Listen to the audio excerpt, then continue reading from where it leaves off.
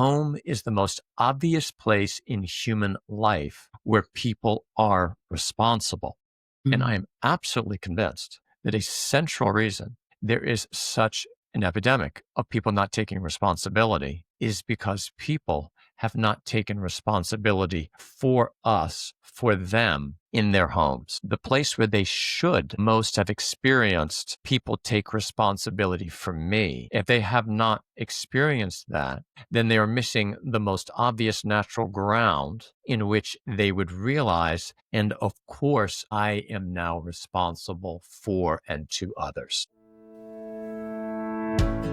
Hi, I'm John Cuddeback. And I'm Sofia Cuddeback. If you're wondering whether you can really be friends with your spouse and raise children into responsible adults with whom you have a relationship, and do what it takes to make a homestead, reconnecting with your body and the land wherever you live. If you just want to think more about how to make a truly happy home in our trying times, then the Intentional Household, a LifeCraft podcast, is for you. Join us.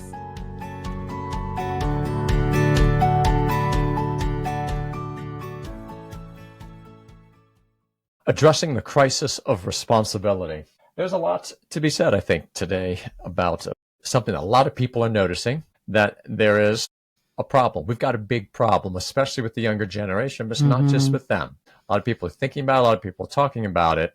So I think it's worth our taking a look at. Yeah, I think it's a great topic. This is going to be very interesting. I'm curious to see what the philosopher has to say about it. Well, I mean, we know that some people have already addressed this a bit. Jordan Peterson has made a splash now for a number of years by basically saying, hey, especially men need to be challenged. And they need to be, as it were, given something to be responsible for. Jocko, with extreme ownership, kind of stand up and take responsibility. This really strikes a chord. And I think it's striking a chord because it's addressing something that has kind of slipped through our fingers. And it's we need to talk about, I think, the real kind of metaphysical basis for responsibility, what real responsibility is, and then see fundamentally, I think what has happened is there's been a change of attitude. It also connects to changes in structures of work, not as much work going on in the households, thing that we talk about a lot. But I don't think the answer here is simply to say, you know what,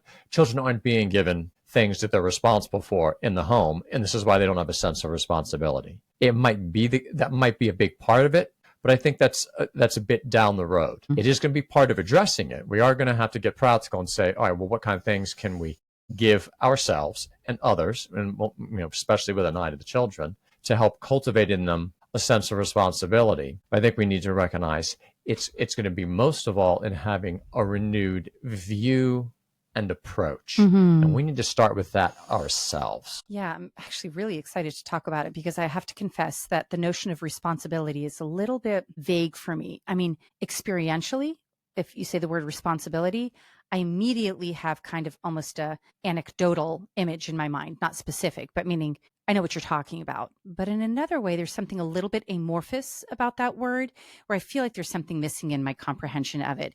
And this is where I'm actually really excited to have this conversation with the philosopher about it, because I suspect that there's some kind of underlying principle that we need to understand. I think Jocko's work is really appealing to people because it is just full of so much anecdotal, like examples of extreme ownership or responsibility in action. And that's great. We do need to see images of those things, but I believe that there's something behind that, a principle behind that I'm just dying to have clarified. And so I'm hoping that this conversation will help us give us some clarity. I hope we can do that. It might be tough, but I think that, right. Well, let's just start in any case.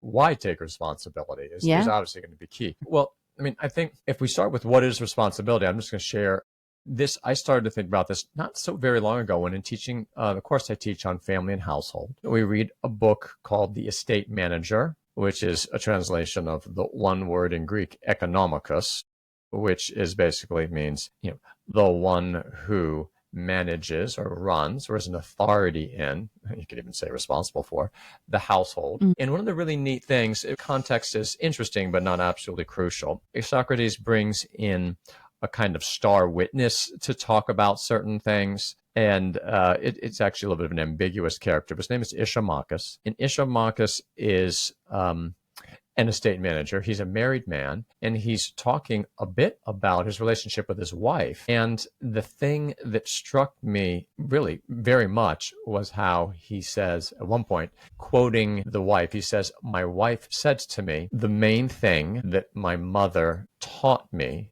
in growing up was to be responsible." And then he says, he reports that he responded to his wife, "And yes, dear, that's especially what my father taught me, to be responsible." And that started, that just set me on a trajectory of thinking, is that one great way? It's not all encompassing, but we always like to, the human mind, and trying to understand things, we like to kind of reduce things down. And in doing so, we have to make sure not to paint with too broad a stroke or oversimplify.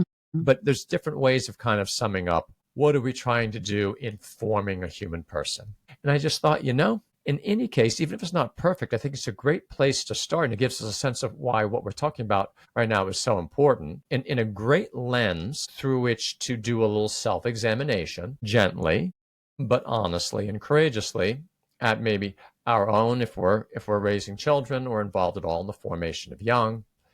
And it also allows us to, examine ourselves too. Am I a responsible person? And am I fundamentally forming those under me to become responsible?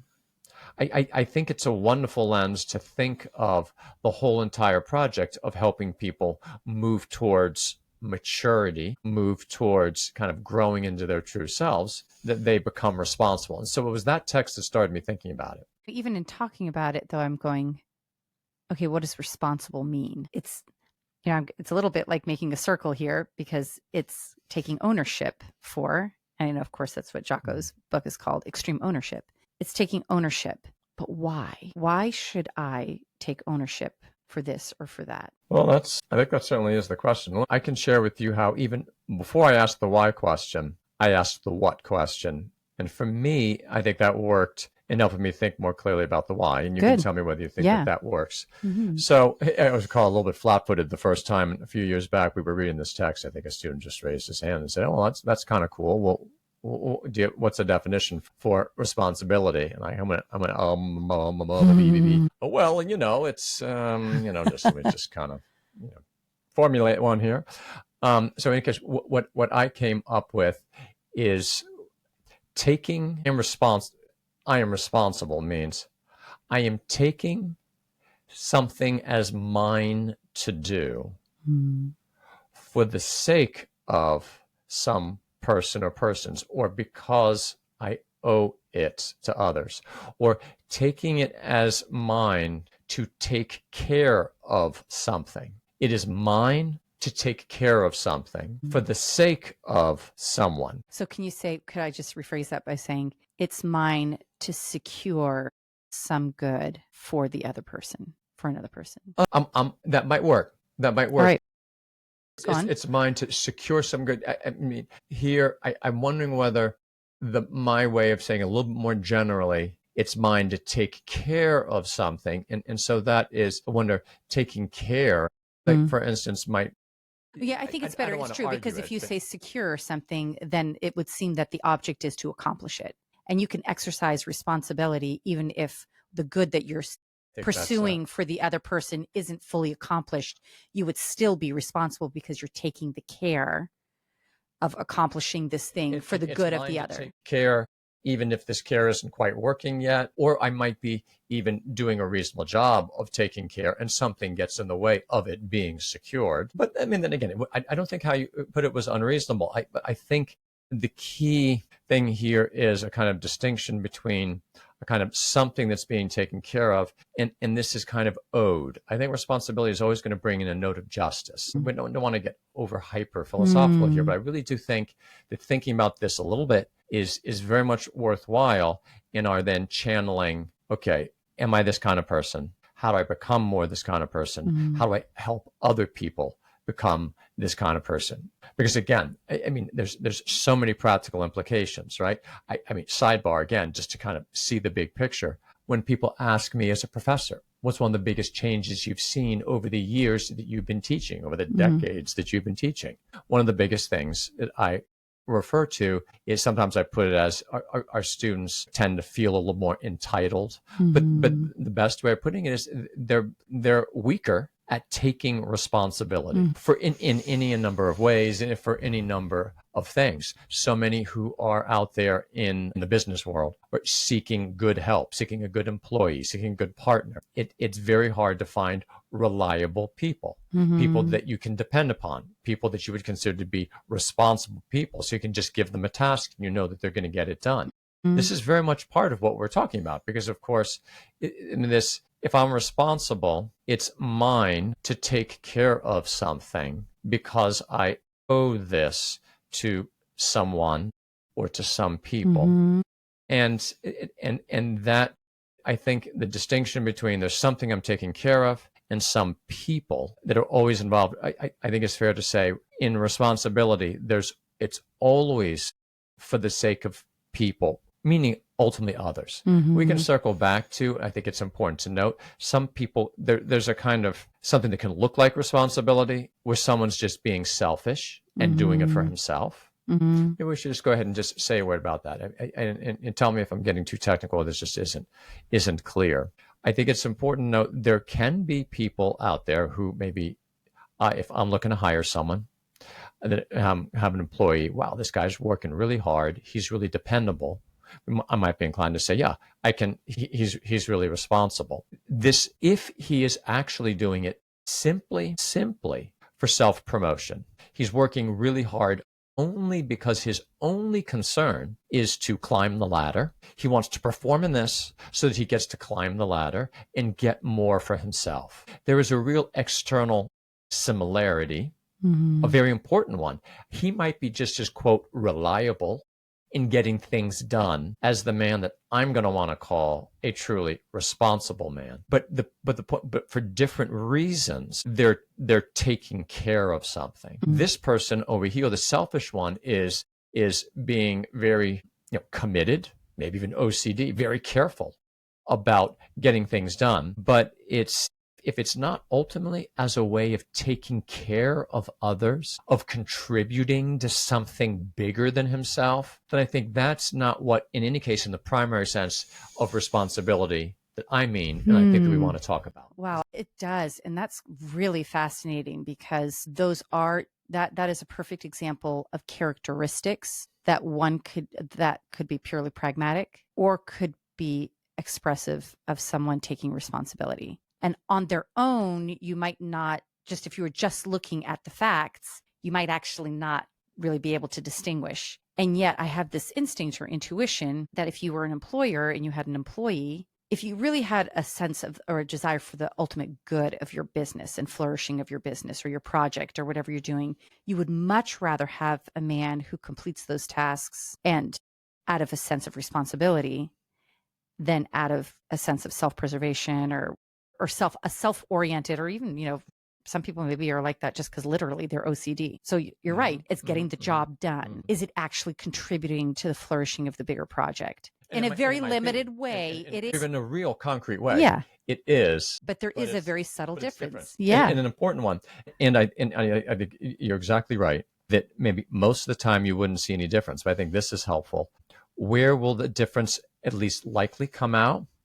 If a situation comes along where let's just say, in some sense, the term, the common good of the organization calls for now a self-sacrifice of this person that's more than he, in view of his selfish motives, is willing to give. He kind of makes the judgment here, you know what?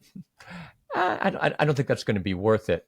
Or maybe I can get away in maintaining my good image and thus still move up in the company, even if I don't do this. And then he's not really acting out of responsibility.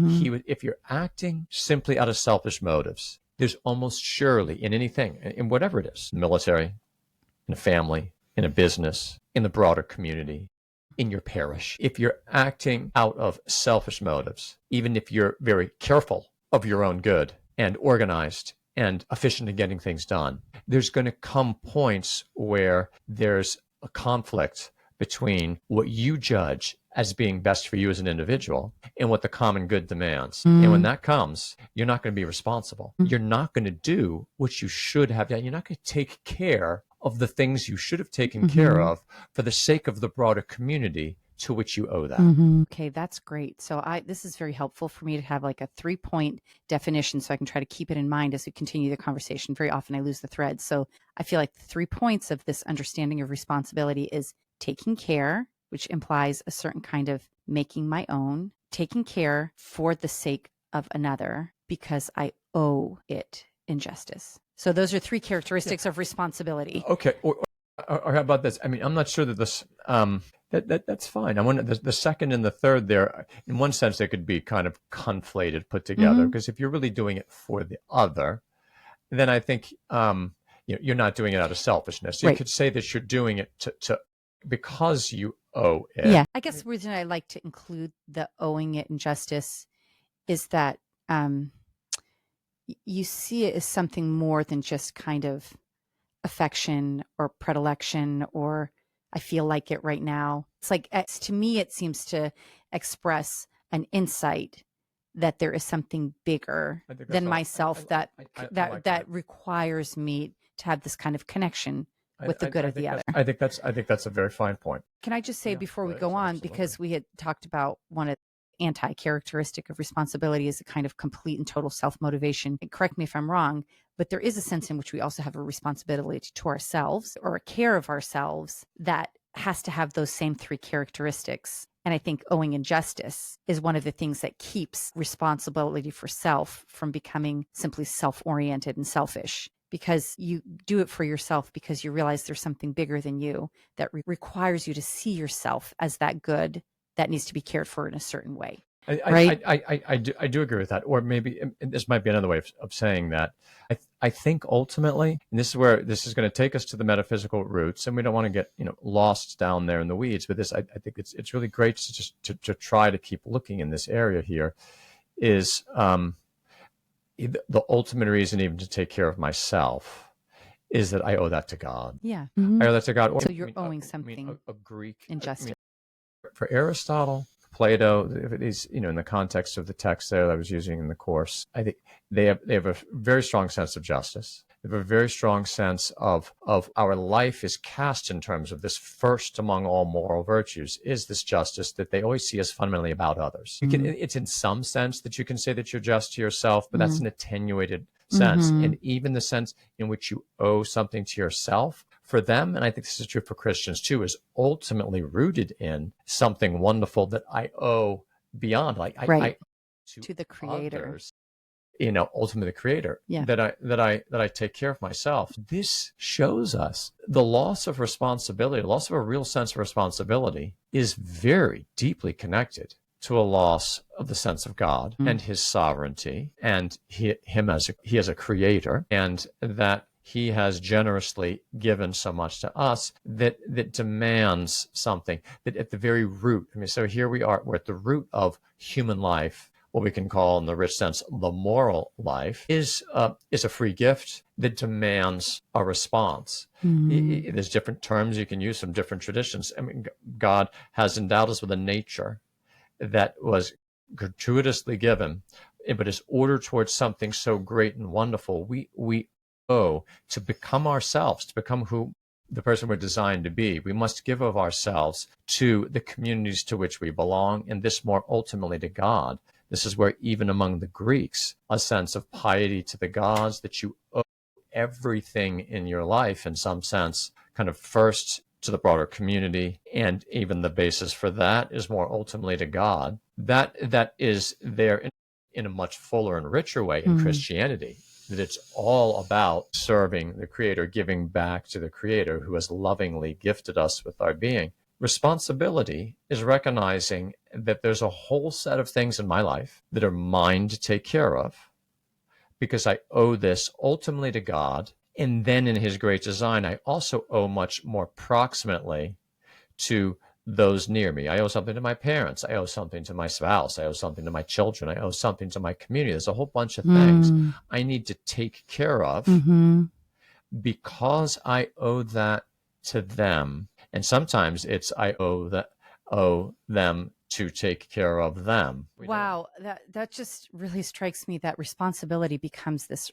really fundamental and radical principle of relationship. And that I wonder to what extent the erosion of responsibility is partially a consequence of the technologies and habits that we've acquired are eroding people's experience of the other. I mean, they always talk about how overuse of technology, especially young age, is incredibly isolating, that people are not having a practical embodied experience of being in relation to other people. If you don't have a sense of other people and being in relationship to other people, you would totally miss what being responsible is all about. How can you talk to someone about responsibility if they have no consciousness or awareness of themselves as being in relationship to other people? So it seems to me like you can totally see the crisis of responsibility is actually connected to this incredible pandemic or epidemic of isolation.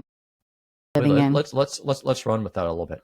I so much comes back to the household. Household is the home of responsibility. It is where most obviously and immediately there is responsibility, as it were, demanded. There's an objective responsibility. As soon as I marry, then there's a big responsibility that I have for my wife, for the community that they'll call the household that's just begun. When we, if God willing, are blessed with children, even if we're not blessed with children, we still have to be kind of generous and fruitful and looking outward and serving others. Home is the most obvious place in human life where people are responsible.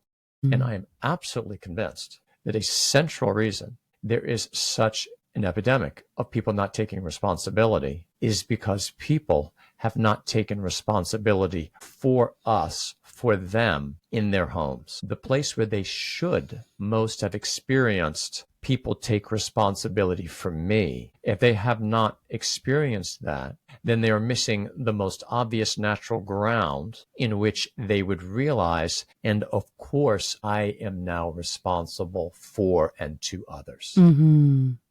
Wow, that's really amazing. That's really remarkable. I love that. I do too. I think so. So that to me is kind of just simply what a great inspiration to you and me in our exercise of household domestic prudence and our trying to craft a life together to realize this incredible gift, the gift that we are given the duty, that we're given this gift of responsibility for one another, and through our responsibility for one another, responsibility for others, we were made for such responsibility in actually taking it upon us. We haven't made that distinction. There are times people are objectively responsible. That doesn't mean that they take it. So that's an ambiguity in the word. Normally when we say if you say this person is responsible, you could mean just we're going to hold him responsible. He has been given this responsibility. Whether he exercises it or not is a different matter. Or if you say, oh, he's a very responsible man, what that means is he is good at accepting and enacting what he is in fact objectively responsible for. So I'm saying is anyone we should realize it's a gift that we are responsible, whether we act responsibly or not. It's a gift that we are responsible, and it's ours to take it up and enact it together. But what an inspiration that our doing that together is a huge gift to those that we do it for, those that we take responsibility for, especially, say, our children. That will be, again, the fertile ground from which they'll realize, and I too, like my parents, will look outward and recognize it's been given to me in various ways according to my state in life to take responsibility for others. I was just listening to a podcast by Dr. Kevin Majors, and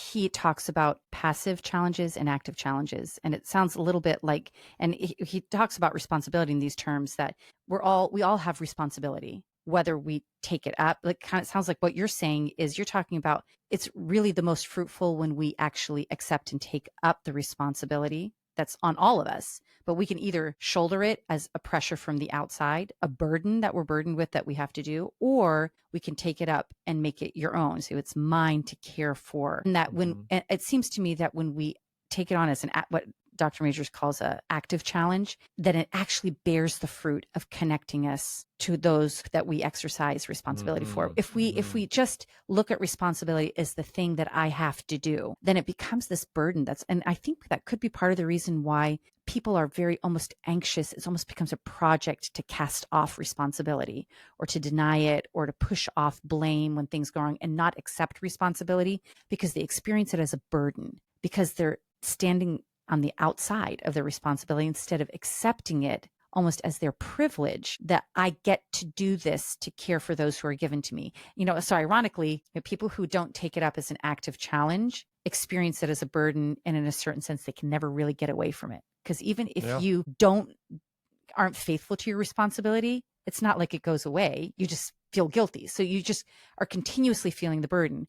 Whereas if you see responsibility as your opportunity to care for injustice, those who are given to you, then it all of a sudden, it's like the burden becomes light. Responsibility is no longer a burden, but it becomes something that gives you a connection to those that you exercise responsibility toward. I wish I had an image right now, and I don't, but I think conceptually what you've said, I hope, is clear. And I'm just going to kind of say back, there is something that is a kind of burden. It's a weight.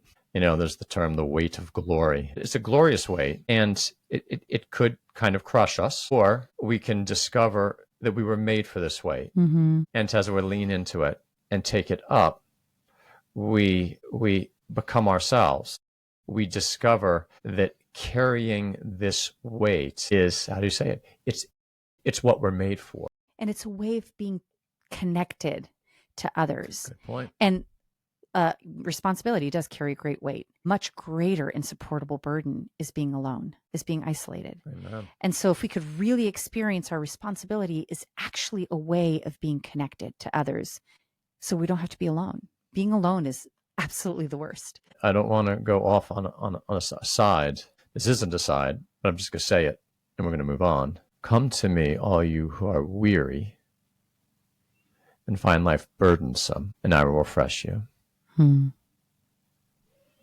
We could go on, take my yoke upon you, my yoke upon you, and learn of me. So we really are, we're at a root of life. To receive the gift, we are responsible in a root meaning of that term. In other words, it is ours to take care of a number of things for the sake of others and for the sake of ourselves too. But to then take it up then is to take that and is to be responsible. Again, linguistically, there's not a way to sort that out so easily, but I think we can say we all see that. May I just mention one other thing? Because I want to move towards, okay, well, what are we going to do in our households to try to address this? But the more, again, understanding the problem and thinking a little bit more clearly about what's at stake, what it is, and how we've gotten to where we are, I think is 80% of addressing it. Here's another thing I want to throw out. This is a whole topic in itself. I'm grateful to a late 19th century English thinker named John Ruskin for this. In his writing on economics, he put out a problem of our modern economic context. And frankly, I think this is worth noting briefly because it gives a sense of how deep these currents run. I think the fact that a dominant, not the only, but a dominant theme in the current economic context is that we take up jobs fundamentally for the sake of making money. And what John Ruskin pointed out was, he even said, a merchant should, and by that broadly he means any kind of businessman, a merchant should always see himself first as someone who has a specific role to play in the community for the sake of taking care of people. And that we have in our modern economic approach kind of given people the full green light. Just, hey, it's, your job is fundamentally the way that you simply support yourself and maybe in those in your household. But it's not seen as a way of fundamentally taking care of others. So Ruskin's pointing out all of the trades could be, and I do think even historically, this tended to be more the approach. And again, what various individuals did is not necessarily the question. There always would have been, there's some now that don't go along with the modern current, and there would have been some then that weren't going along with the main current then. But you can see this in traditional craftsmen. They have this sense of, I make beautiful things, not most of all because I can sell them for more. Maybe I can sell them for more. And indeed, I do support myself by selling them. But what I sell them for was not the fundamental rubric of my work. The work was more about taking care of things as a way of taking care of people. That's what more went along with the art of you're being a stonemason. It's a subtle difference, but it's a very real one.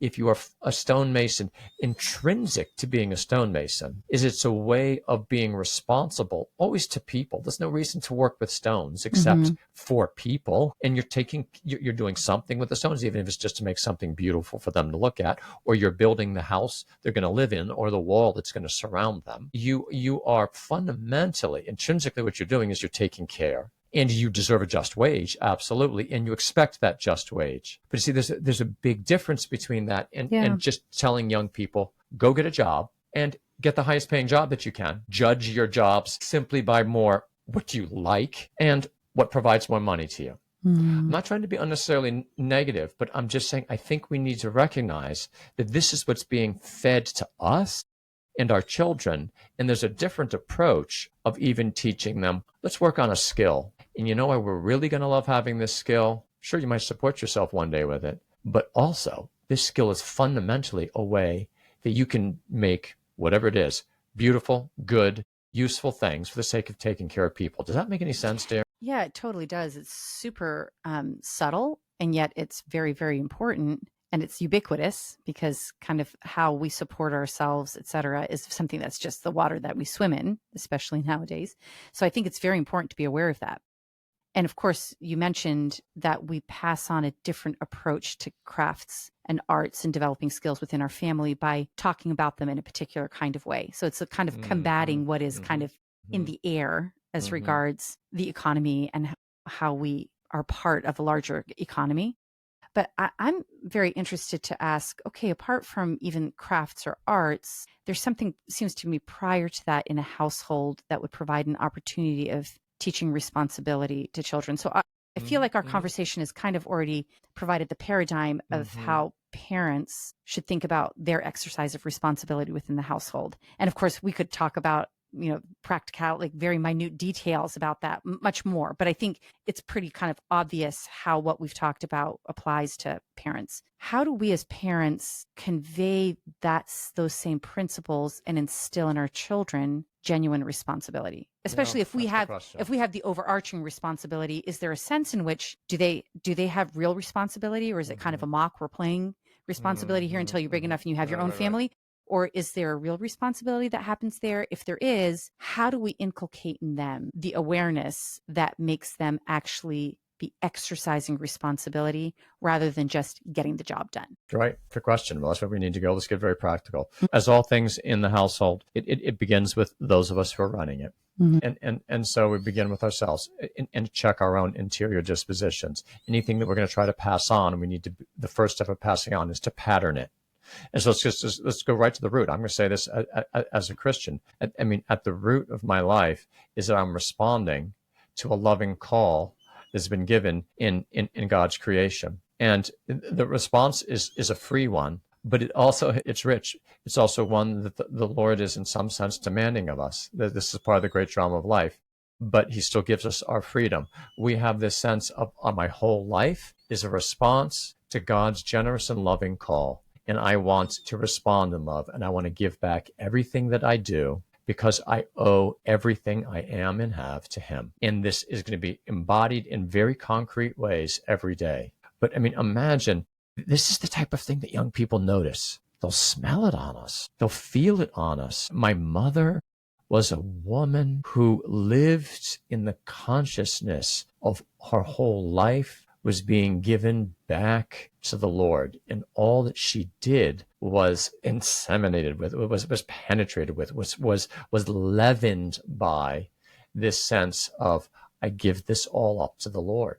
It can sound like just a kind of pious aphorism. This is a foundation of life. So I think we kind of begin there, and it keeps getting more concrete. That's the basis for you and me as husband and wife, to say we chose to become responsible for one another. That's the beautiful thing. You choose your vocation. Even as a Christian, we choose to be a Christian. We didn't have to. We choose to be a Christian. We choose to accept the responsibility of living all for God. And now, more specifically in marrying you, I have chosen now to be responsible in some sense for, in some sense to you. You're the one that I'm going to take care of. And so in some sense, you're both one I am caring for and the one to whom I owe that.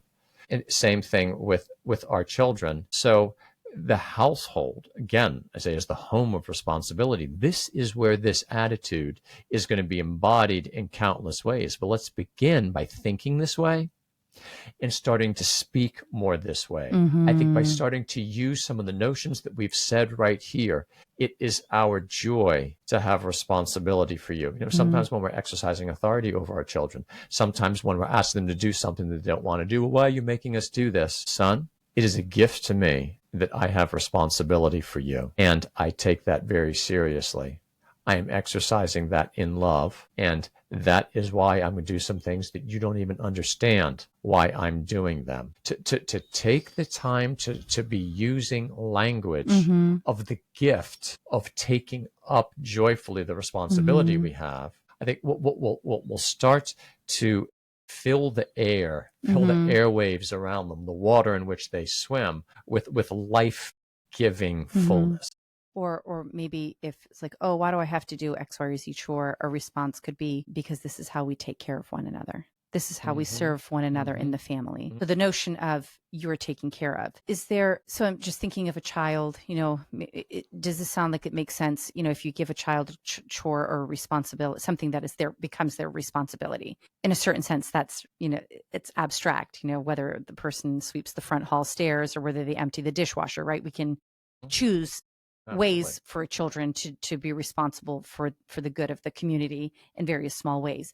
But maybe if we explain it to the child, this is how we take care of one another in the household, that you empty the dishwasher. It's part of your care of the community. And if you don't do this, this is given to you. I'm giving it to you, but it's that notion of given to you to empty the dishwasher for the sake of order in our home.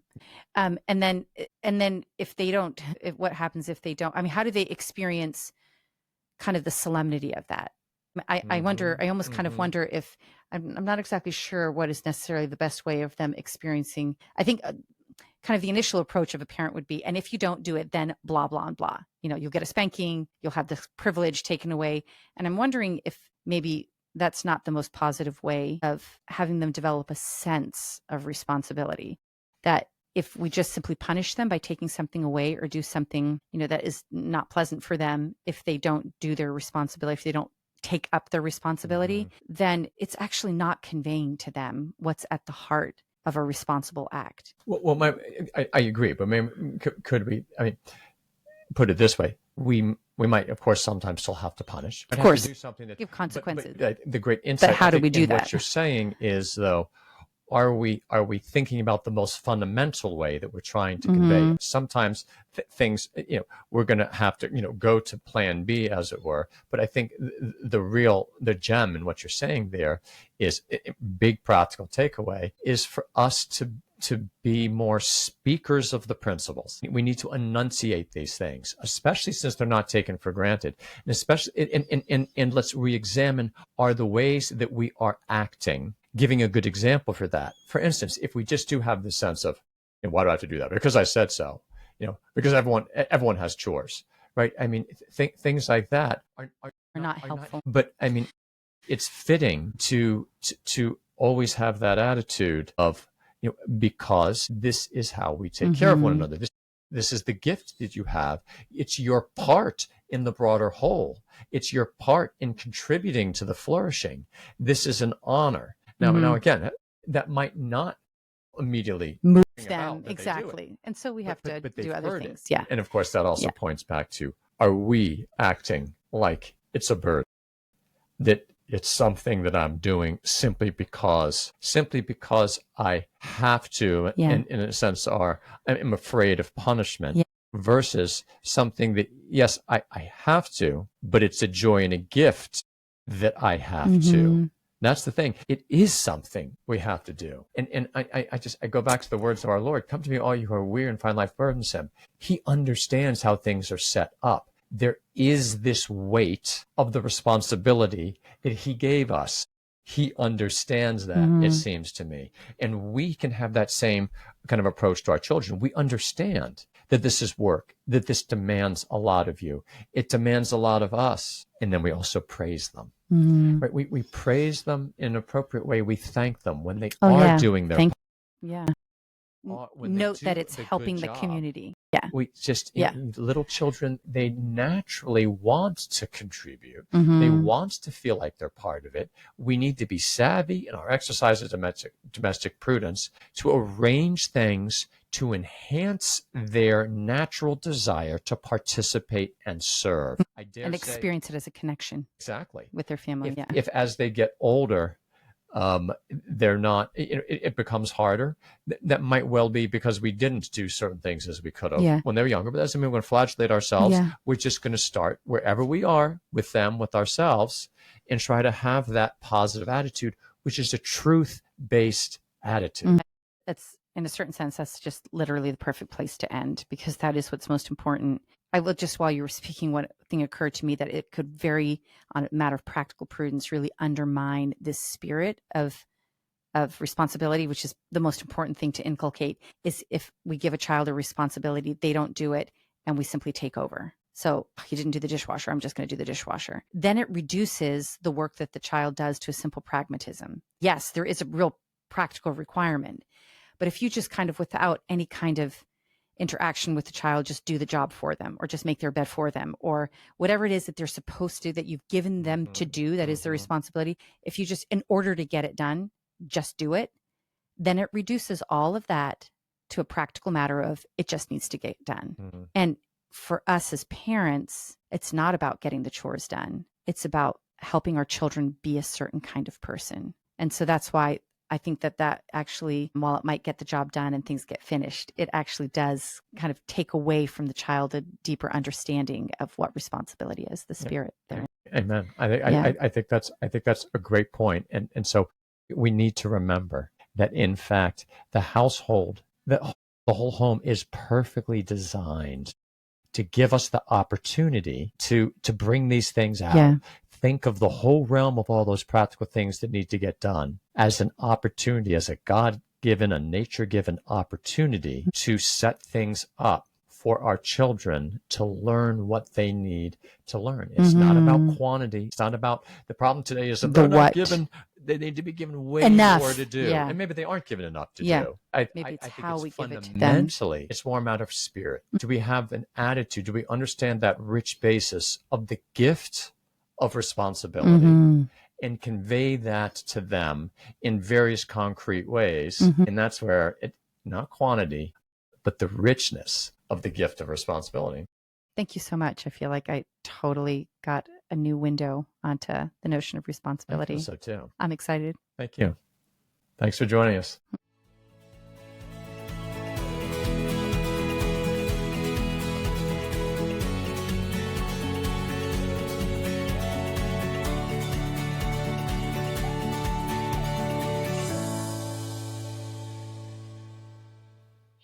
Thanks for tuning in this episode of The Intentional Household. If you've enjoyed this, please like, subscribe, and leave a rating or review. If you have any topic requests, please send them to lifecraftgroup@gmail.com. For our Wednesday reflections, free courses, reading groups, and live events, please visit life-craft.org.